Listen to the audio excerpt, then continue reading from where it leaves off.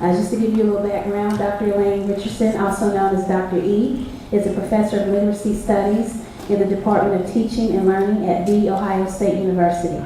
She received her BA and MA from Cleveland State University and her PhD from Michigan State University.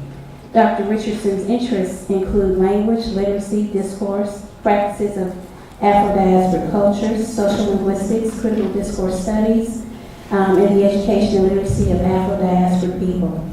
She has numerous awards, which include the Cleveland State University Distinguished Alumni Award, the Edward Fry Book Award, the National Reading Conference for African American Literacies, the Fulbright Scholar Award for lecturing and research at the University of West Indies, and the Outstanding Book Award by the National Communication Association for Understanding African American Rhetoric.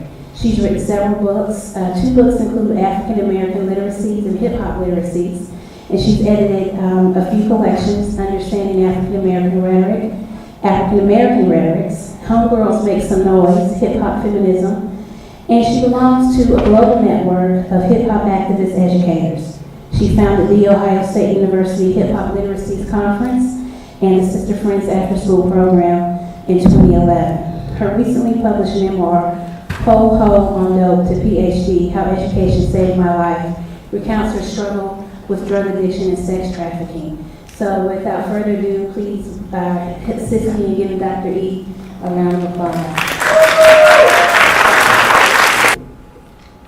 Now I know what love's about. Now I know what love is all about. Now I know what love is.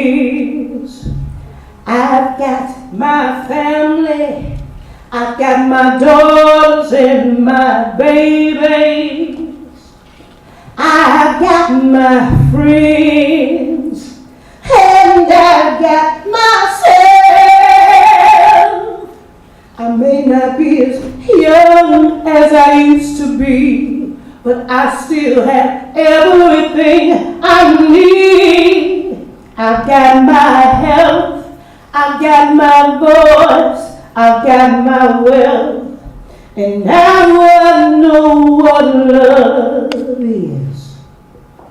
Now I know what life is, and I don't worry about what people say about me.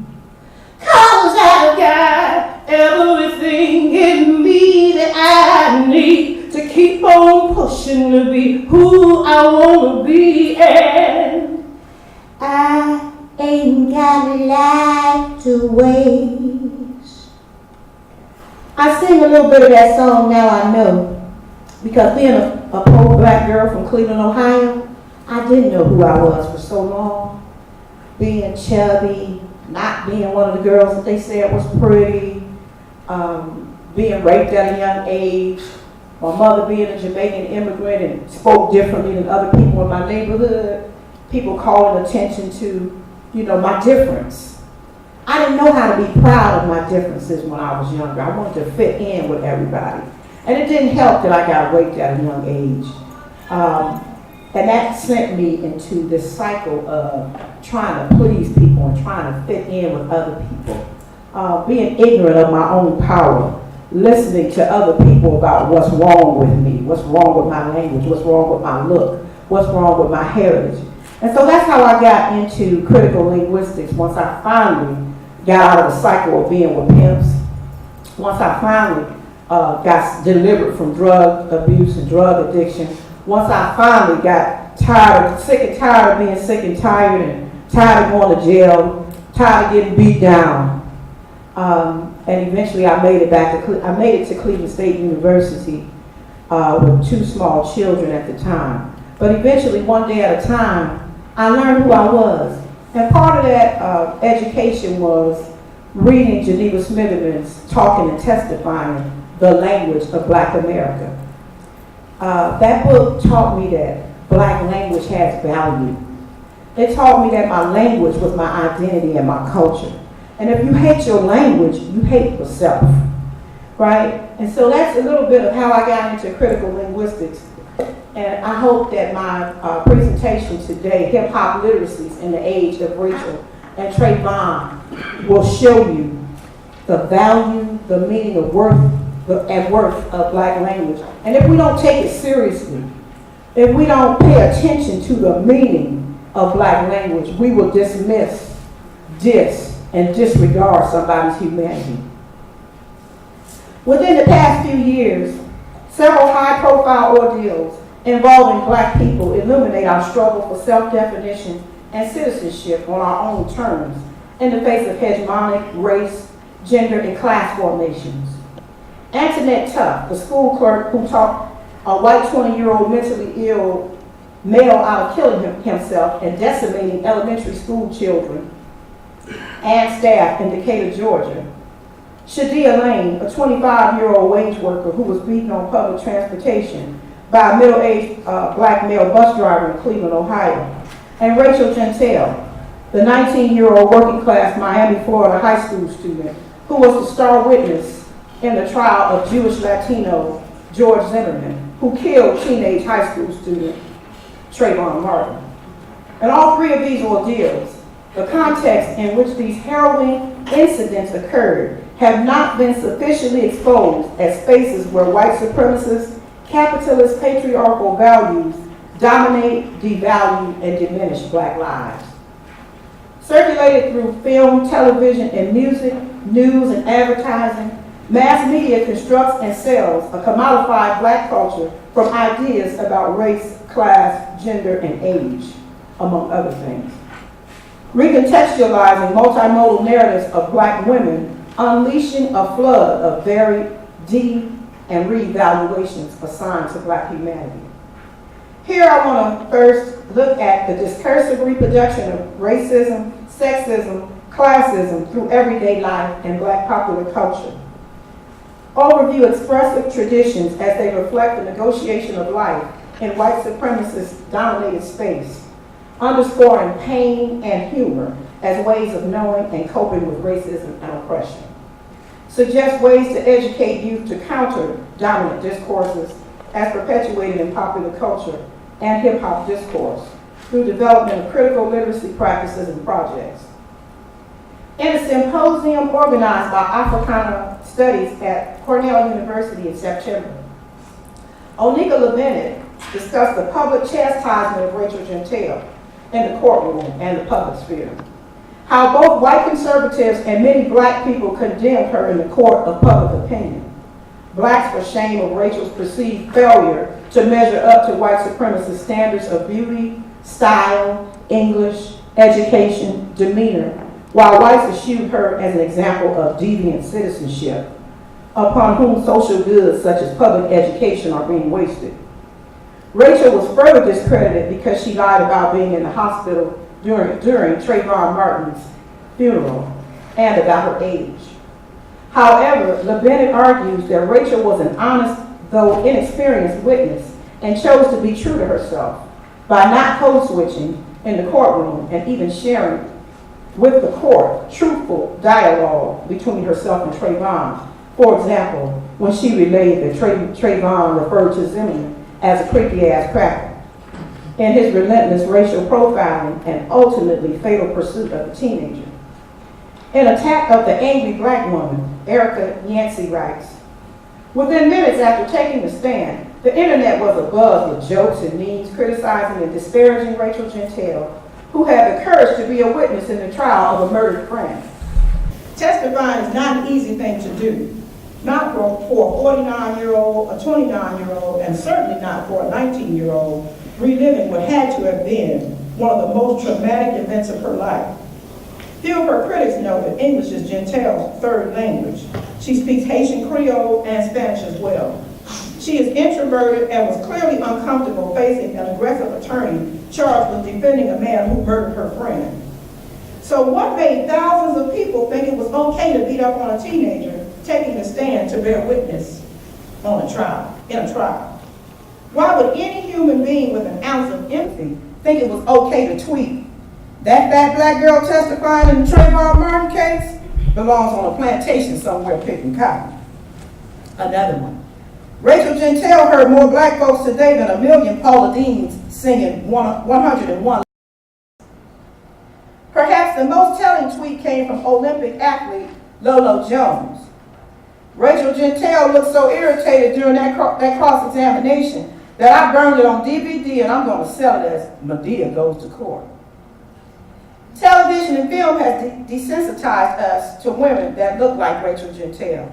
After all, isn't she just another angry black woman? In the following clip featuring a body language expert and a newscaster, pay attention to what the commentators see as triggers that are associated with the so-called mixed messages that are read onto Rachel's body. You can see it from the moment she takes the stand. Rachel Gentile is not comfortable in the spotlight. She mumbles, she grumbles, but manages to speak volumes whenever she reacts. She's so demonstrative. What is she saying to the jury? She's sending mixed messages. Susan Constantine is a jury consultant and body language expert, finding plenty to read in this courtroom, starting with the frequent head rolls. So there's this disdain, and when she rolls, it's like, you just don't get it. It's kind of like that nonverbal talking. You just shrugging it off. You just don't get what I'm talking about. But everyone knew what Gentile was saying when she gave this look. That look she gives the defense attorney. The jury saw this. Exactly. And see, the thing is that she's not aware, and not only that someone didn't do a really good job in doing her witness preparation, because she needs to know that anything that she does, there's eyes all around her like a fly. One message is loud and clear. Watch this exchange at the end of testimony Wednesday. No, I'm leaving down today. What's that? I'm leaving today. No. Gentile had had enough, and a night to sleep on it didn't seem to help her mood. Are you okay this morning? Yeah. You seem so different than yesterday. I'm just checking. Did someone talk with you? Yes. Did someone talk with you last night about your demeanor in court yesterday? No, I went to sleep. Obviously irritated, but not necessarily dishonest. The online public seems to sympathize with Rachel Gentile. Newbie analysis of Twitter traffic shows just 33% positive tweets for Gentile in the morning, rising to 50% at midday. Her credibility is everything here. Yes. Is she coming across as credible? She is coming across credible, and she's coming across believable. The problem is that there's so many pieces to the story that are just not fitting. And she doesn't really find that, some parts of it's really that important to remember. So she just kind of blows it off. And that could be the source of so much frustration, spelled out in detail with every look and motion. We are positioned to view Rachel's communication as an honest depiction, to background the media through which it is being delivered. One layer is the camera angle's view of Rachel. We do not get to hear what was said to Rachel and how it was delivered. We do not get to hear Rachel. Another layer is the body language experts' seeming neutral, raw, direct report of what Rachel's communication is and what it means, as she is prompted by the equally biased reporter. Everybody knows what her look meant. Everybody knows? I don't think so. The judiciary domain, the context is controlled by rules, conventions, and laws. Certain forms of discourse are empowered while others are disempowered. By convention, judicial discourse regulates turn-taking and the forms discourse can take. Judges or lawyers may not allow subjects to discuss certain topics, explain or defend themselves, and may disallow them the opportunity to tell their story. Whites may criticize blacks for talking about racism.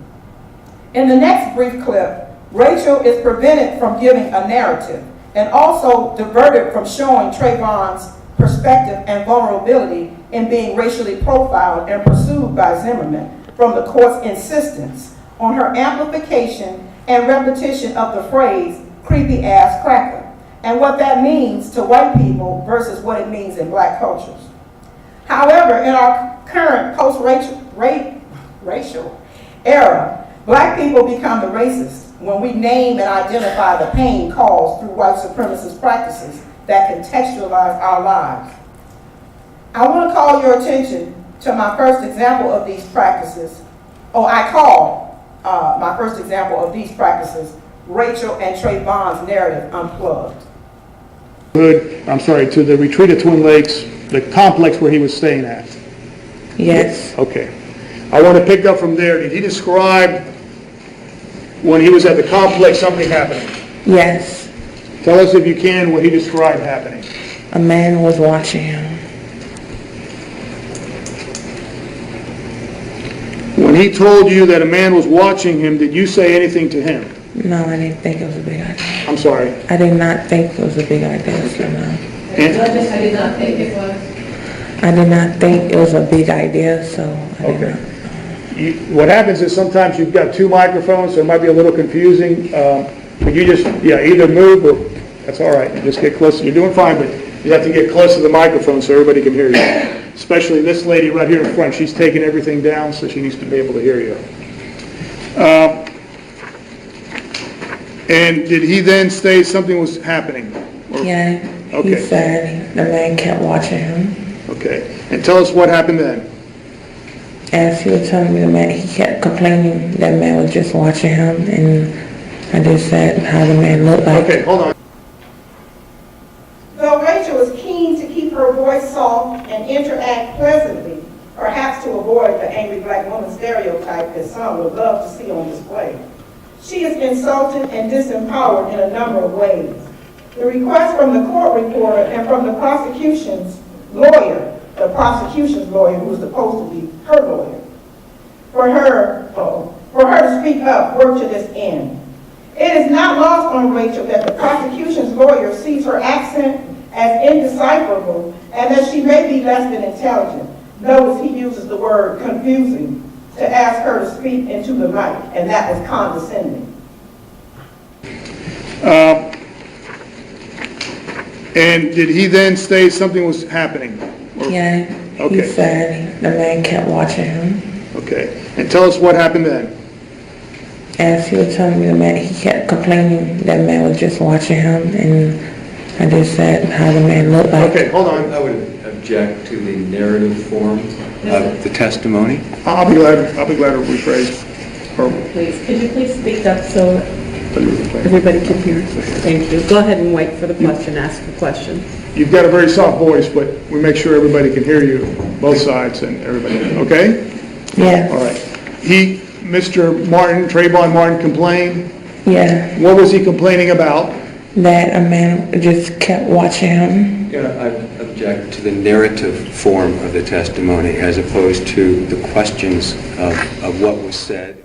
Don West disempowers Rachel by blocking her from free-flowing narrative. Interrupting Rachel's narrative makes it choppy and prevents the jury from getting a feel for the life-threatening experience from Trayvon and Rachel's point of view. Allowing Rachel to go into storytelling mode would empower her.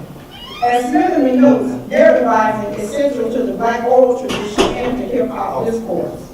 Narrativizing has been described as the primary discursive vehicle for hip-hop generation youth. It decenters both mainstream discursive strategies and master narratives themselves. The production of counter-narratives or alternate stories through storytelling connects to critical race theory and is focused on placing marginalized stories at the center of the And we know the defense's job is to tear Rachel and Trayvon down, not to center their worldview.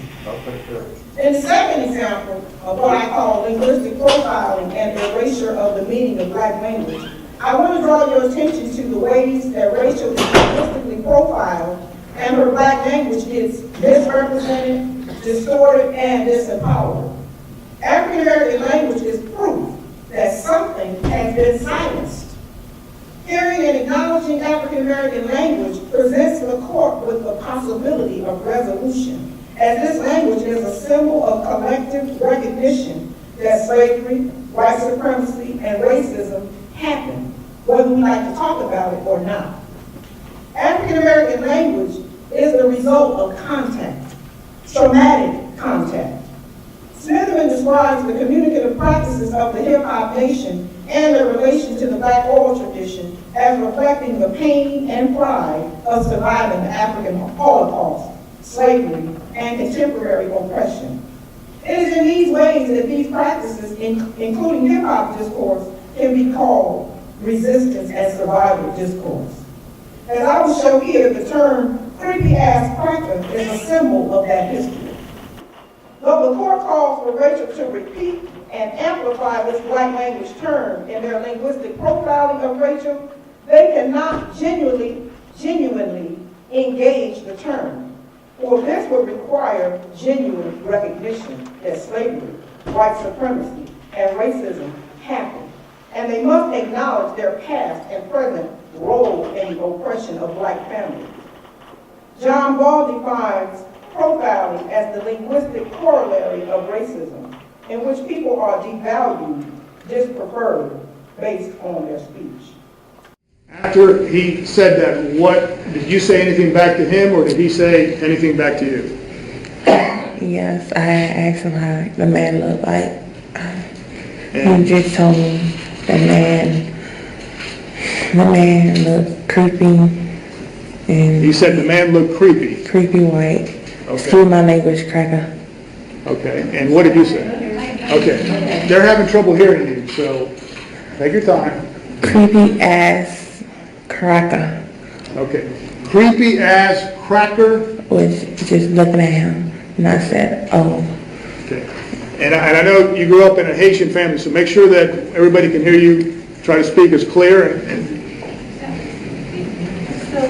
okay. Can you repeat what your answer was, please?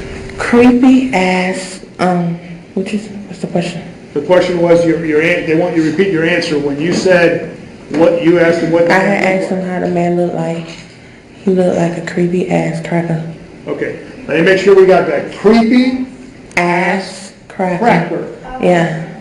Okay. Is that what you would call him saying? Yes. Okay.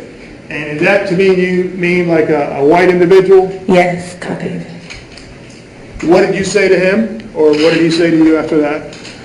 So he told me the man was looking at him, so I had to think it might have been a rapist. Saying you don't know the area, it might have been a rapist. Okay. So he told me the man was looking at him, so I had to think it might be a rapist? Yes. Okay. Were you saying? I'm sorry, I didn't hear the answer. Okay, she's going to repeat it. Could you please repeat your answer? Go ahead. So he told me the man was looking at him, so I had to think it might be a rapist. She said something after that, but I didn't hear what she said. Can you repeat? I'm sorry, Madam Court Reporter. Tell me when you're ready. I'm ready, thank you. Could you repeat your answer? You said you told him the man might be a rapist? Yes. In this segment, Don West and the defense have not had to object to the narrative form. The prosecuting lawyer, the court reporter, and the judge asked Rachel to repeat some variant of creepy ass cracker 10 times. To make matters worse, the prosecution defined creepy ass cracker as a white individual. That definition is woefully inadequate. Cracker is a certain type of white person, one that has a special interest in belittling, demeaning, or otherwise oppressing Black people. And it's sanctioned by the culture. It's not an individual white thing. It's sanctioned by the culture. The creepy ass part of the term is left totally unexamined, and that is a serious flaw on the part of the prosecution, which could have magnified Zimmerman's pursuit and profiling of Trayvon. A creepy-ass person is a nuisance. The term is often associated with sexually profiling someone. You know how when you're in the club and you don't want to talk to somebody and they creeping you out, checking you out, looking at you funny, looking at your parts that their eyes shouldn't be looking at. Thus, Rachel's comment to Trayvon that Zimmerman could have been a rapist is a possibility. Further, the prosecuting attorney's non-attempt to pronounce or deliberately mispronounce cracker marks the term. by simultaneously acknowledging and ignoring the semantic weight of the term and its history of racial violence and oppression against black people for centuries, and that the current case effectively erases "withstand your ground." The difference of Rachel's speech is sharply objectified by the official gatekeepers of language and meaning. The dissection and amplification of her language has the effect of disordering, dislocating, and decontextualizing Rachel and Trayvon's logic, stripping their voices, their words, and their worldview of power. This is a context of white public space that marks Rachel as different, deficient, inaudible, indecipherable, unintelligent, and inarticulate. Rachel and Trayvon's language itself becomes the sign of racism, danger, violence, unrest, Haitian, black, uncultivated.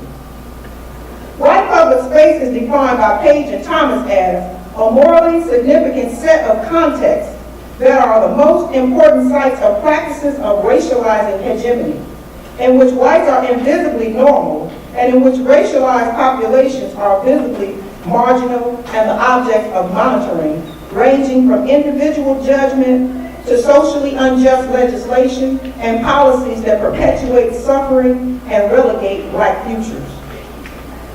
As we can see, even from this brief excerpt from Rachel's testimony, the discourses and meanings of the world through which Rachel and Trayvon's eyes, through the world in Rachel and Trayvon's eyes, was subordinated and disempowered. This was done through misrepresenting Rachel's meanings, not allowing her to speak from a position of authority, using uninterrupted counter-narrative, discrediting and discounting her language, worldview, experience, othering her, and overall controlling Rachel's discourse, so much so that Rachel and Trayvon become the perpetuators of racism rather than its victims. The proper term for cracker from a black linguistics perspective in this usage is a form of signifying, verbal insult usually aimed at a person. It is done for fun or sometimes as a serious critique, corrective, or revision. Often it is intertextual. In this case, Trayvon was critiquing Zimmerman for profiling him.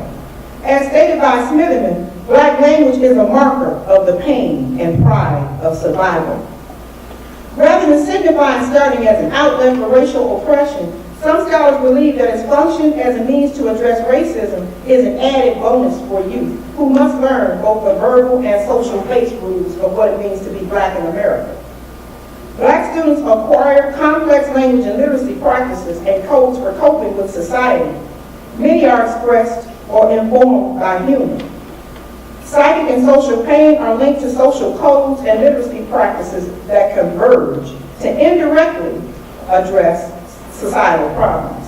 In my work with black adolescent girls, we confront and analyze painful practices and knowledges as a movement toward thwarting and overcoming them and the development of critical literacy. The after-school club that I facilitate is a gender, race-specific approach to literacy education where we explore historical and contemporary representations of black women and girls in popular culture and in juxtaposition to our everyday lives. Girls engage through reading of pressing issues of young black women through music videos, documentaries, YouTube clips, reality television shows, short literature pieces, news media, blog entries, reading, writing, discussion, and creative performance. The approach taken focuses on helping the girls to evaluate, communicate, and create. In our sessions, we make meaning of various female representations, just like the one we just saw of Rachel. We studied this case this year. And the girls that I work with are 11, 12, and 13 years old. They were able to make critical observations, and we think of ways to cultivate preventive practices so that we aren't linguistically profiled or murdered or raped or so that we don't internalize the hatred that is foisted onto us as young black women and girls. Despite civil rights struggle, the 1960s Black Power movement, and the power slogans like "Black is beautiful," the masses of black people continue to be socialized by a mass media and non-progressive educational systems. to internalize white supremacist thoughts and values. Since so many black folks have succumbed to the post-60s notion that material success is more important than personal integrity, struggles for black self-determination that have emphasized decolonization, loving blackness, have had little impact. As long as black folks are taught that the only way we can gain any degree of economic self-sufficiency or be materially privileged is by first rejecting our blackness, our history, and our culture, then there will always be a crisis in black identity. Internalized racism will continue to erode collective struggle for self-determination. Masses of black children will continue to suffer from low self-esteem. And even though they may be motivated to strive harder to achieve success because they want to overcome feelings of inadequacy and lack, those successes will be undermined by the persistence of low self-esteem. Thank you.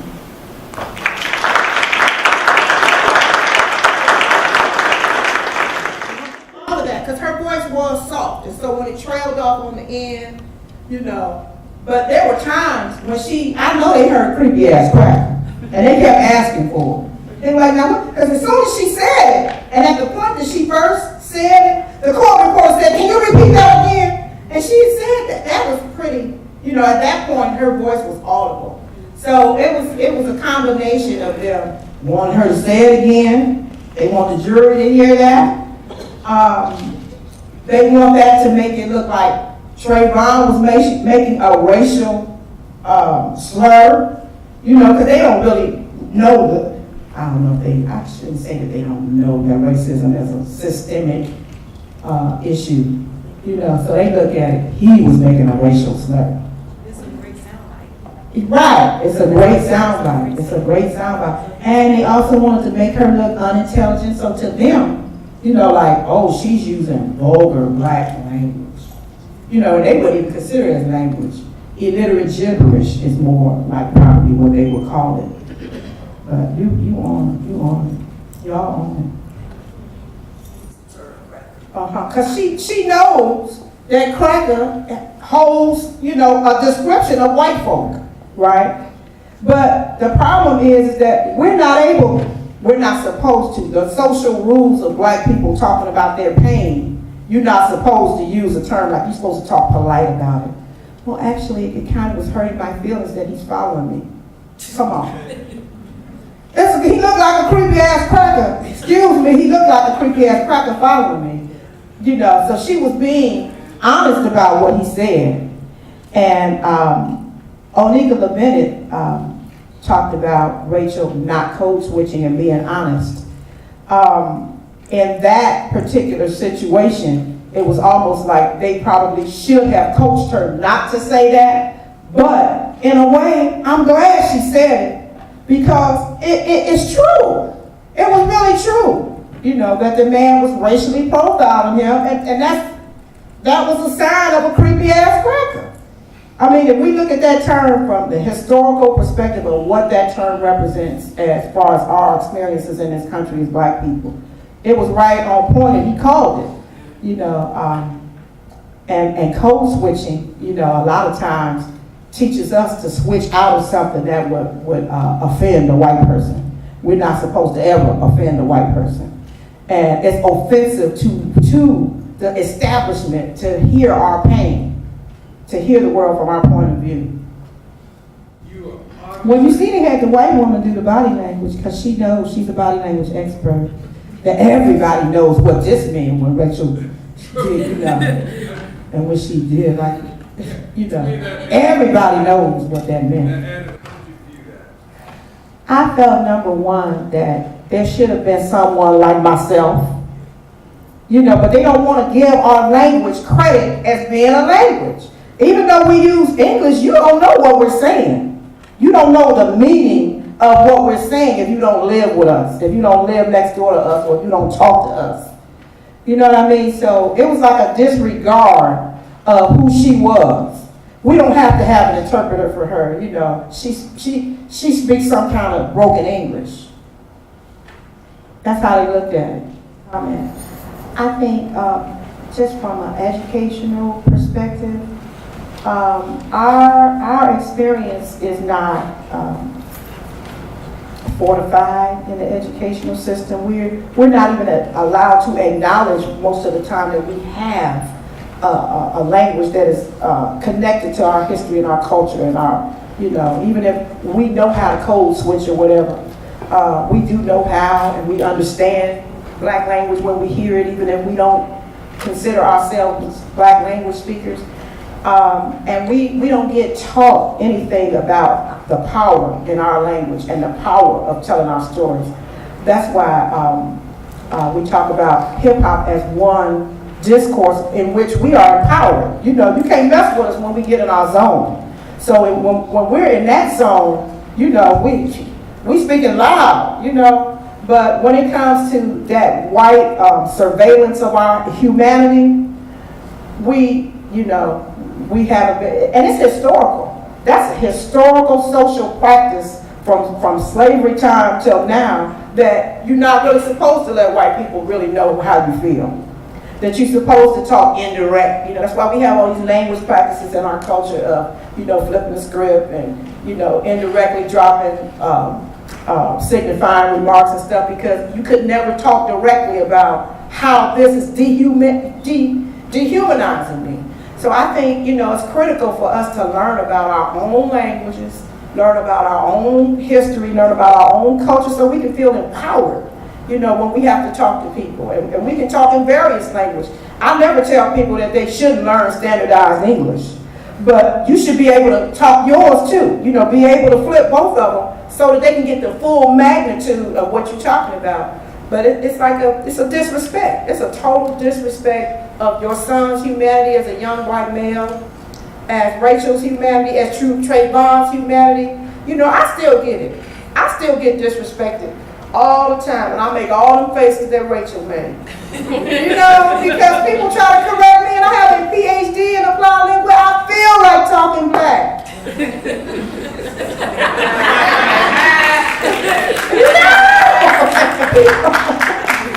Brother Andre said that was our last comment. Thank y'all. Let's give Dr. E another hand.